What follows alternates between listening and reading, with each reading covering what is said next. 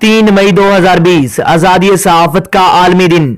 Faisalabad union of journalist दस्तूर division अपने मेंबरान की हिफाजत और फलाह बहबूद के लिए आज के दिन इस बात के अज़म का अदा करती है कि इस दिन आजादी सहाफत की अहमियत को फरोग देने के साथ साथ ऐसे इकदाम भी उठाना होंगे जिससे आजादी सहाफत की राह में पेश आने वाली रुकावटों का अजाला भी किया जा सके।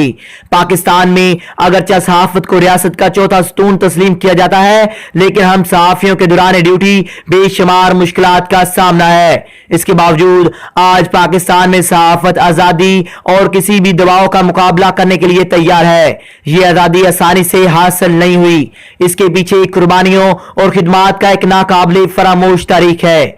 हम अपने इन तमाम सहाफी भाइयों को सलाम पेश करते हैं जिन्होंने सच को आवाम तक पहुंचाने के लिए अपनी जान के नजराने तक पेश किए।